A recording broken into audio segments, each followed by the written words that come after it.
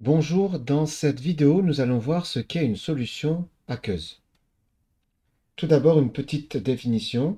On appelle solution en chimie un mélange d'au moins deux constituants. Exemple, si je mets du sel dans de l'eau, on a deux constituants, l'eau plus le sel. C'est un mélange.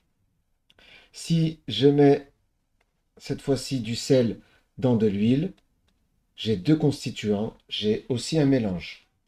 Maintenant, on va voir pourquoi on peut qualifier ça d'une solution aqueuse ou non. Alors, si l'espèce majoritaire, c'est l'eau, on dira que la solution est aqueuse.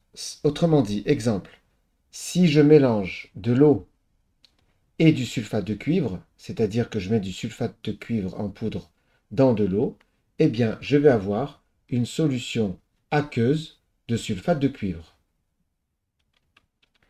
Si maintenant, l'eau n'est pas l'espèce majoritaire, elle est minoritaire par rapport à notre produit qui est par exemple de l'éthanol.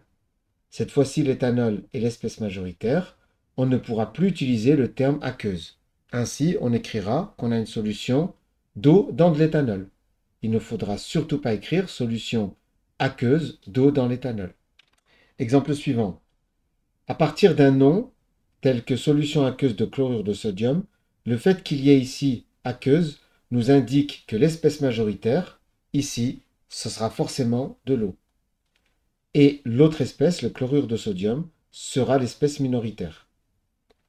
Enfin, dernier exemple, solution aqueuse de chlorure de zinc, aqueuse voulant dire que c'est l'espèce majoritaire, on va trouver ici l'eau et l'autre espèce, chlorure de zinc, dans l'espèce minoritaire.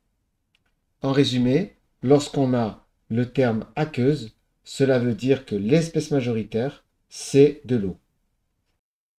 Voilà, j'espère que cette vidéo t'a plu. N'hésite pas à mettre un pouce vers le haut pour m'encourager à poursuivre, à t'abonner si ce n'est pas déjà fait, et activer la cloche pour être informé des nouvelles vidéos. Allez, bon courage!